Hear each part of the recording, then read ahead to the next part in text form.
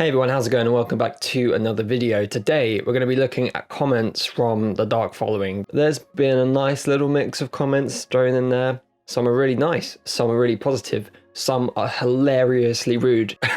I haven't read all of them as of late. I've stopped reading them, I guess. I'm not really fussed about it. The general consensus is people liked it, which was the good thing. But some of them are so funny that I just thought I would read some of them for the first time with you, because I'm sure there's some gems in there, because people are hilariously rude on the internet. So let's see what people are saying about the Dark Following.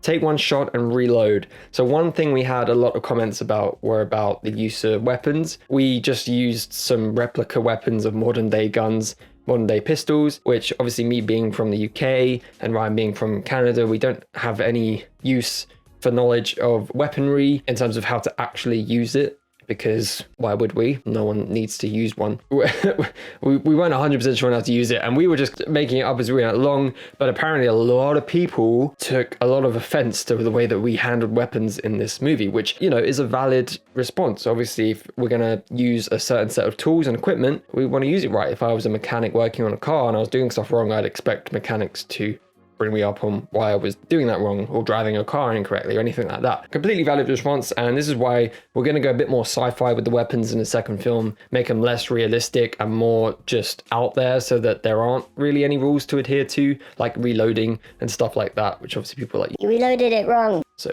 yeah, so much high tech, but they still need to touch their helmets to communicate. Listen, well, that's the classic film communication sign. Hand up to the head. It's that little sign, a little signifier that that's happening. Because if they just stand there and talk and you can't see their face or their mouth talking, you don't know who's talking to who. Get that hand up, it's that little visual indicator. So the visual storytelling there. Great film, love to see a sequel. My only minor criticism is that the enemies are such bad shots. A few lucky misses are fine, but it gets silly when they're running through a bombardment from a, yeah.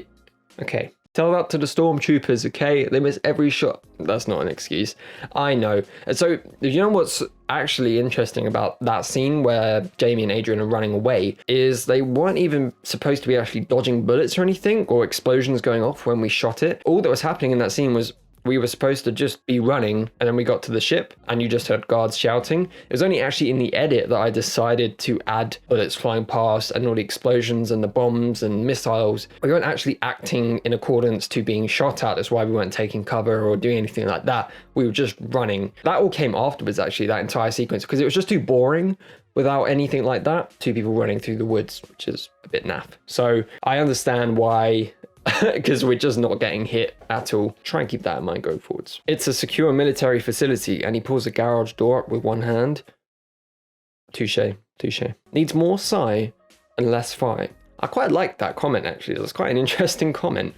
Less of the hokey pokey cokey kind of stuff. A bit more grounded, I guess, is what Ignacio is trying to say. So I appreciate that. We'll take that going forwards. We are trying to ground this world a bit better, and that's what we'll take note of going forwards. Anyone else on a short sci-fi film binge? Great short film, Toby. I saw in the credits you both starred in the film and did the VFX. Thank you very much, SkyMax. Very much appreciated there. If you're going to do this, I'm going to need your help.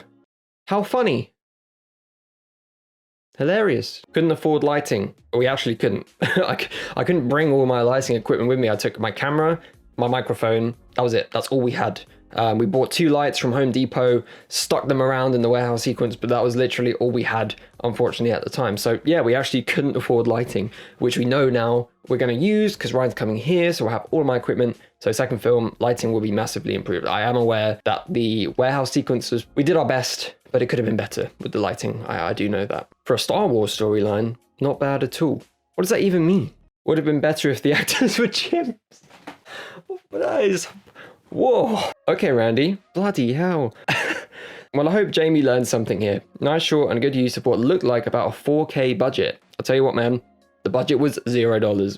We had nothing. There's another $30 for those work lights that we got from Home Depot. Maybe another $40 for a couple of the props, but otherwise we had everything already. Not a very secure facility if they could just open the door and walk in. I like that everyone's picking up on that. People are picking up and paying attention to the dialogue. So we will bear in mind how we're describing stuff a bit better going forwards. A bit rough in spots, but entertaining as all hell. And now I want to see where it goes. Well, lucky for you, you will be able to see where it goes. Sorry, but I just can't force myself to watch a bunch of F-tards in skinny jeans act tough. Listen, bruh, you want to say something, huh? You want to say something? My skinny jeans? What do you want? What a dud. More like what a dude. Kind of weird, an alternate but similar universe. Earth, kinetic weapons, Jedi robes. So I actually responded to this one actually. I said, not so outlandish that it's unrecognizable, but not too familiar that it's obviously filmed in the real world. And they replied saying, I'll give you that, but the acting is fine. That came out of nowhere, so I'll take that. But a genre stew can be strange. So I did actually appreciate that. There seems to be this want for less of the crazy fantasy stuff, or at least for it to be more grounded, for there to be that more reasoning behind stuff. So we're definitely heavily considering why everything is happening, not just saying just because in the next films. Although we did think about it a lot, but in the short time we had and the limited resources, there was only so much we could explain about the story and everything. So yeah, remember kids, always put on your hood before shooting someone like the guy who saves him. And the so-called comedy is bad and unnecessary. You saw it coming, but still, what a crap friend. Yeah, man, Adrian needs to learn some stuff. Seriously, how many times does Adrian have to cycle this slide or change bags to fire 2 shots at the beginning of the film? Listen, I wasn't thinking too much about it when we were doing it. We were on a tight schedule, running and gunning. We were running out of time. I was just cocking back my gun and firing it off into the sky like there was no tomorrow. So maybe I could have taken some more out in the edit. So again, heavily noted on the use of weapons. Heavily noted. Held for review. These are the good ones. I haven't actually looked at these yet. No effing good, this piece of shit. No good, this junk. It sounds like slam poetry, I feel like. Is that supposed to be some sort of poem? That Adrian's a... What does that even mean? What does that even mean?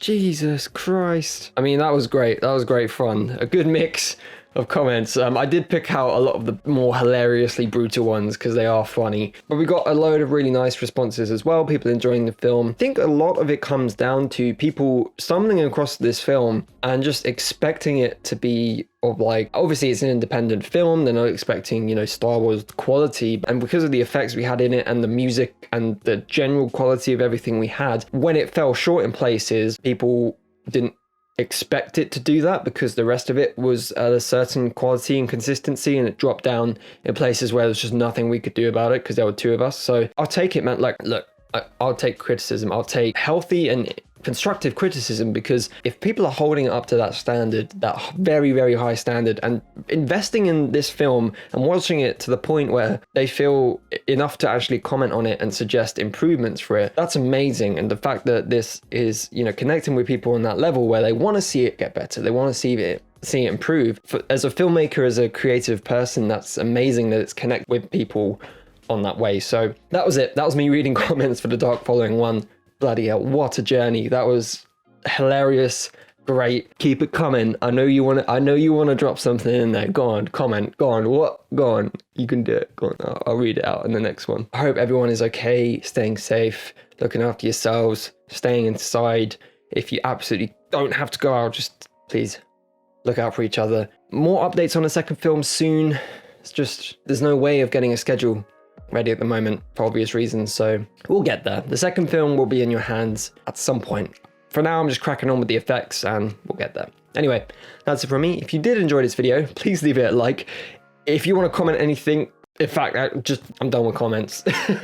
But if you do want to comment anything, drop it in the comments below, and do subscribe if you haven't done so, because that really does help us out. I really want to get to 1,000 subscribers if we can. We're slowly creeping up one at a time every day, but we can't do one at a day. We've got to get more. If you're watching the channel, you're interested in what I'm doing, subscribe. That would really be great.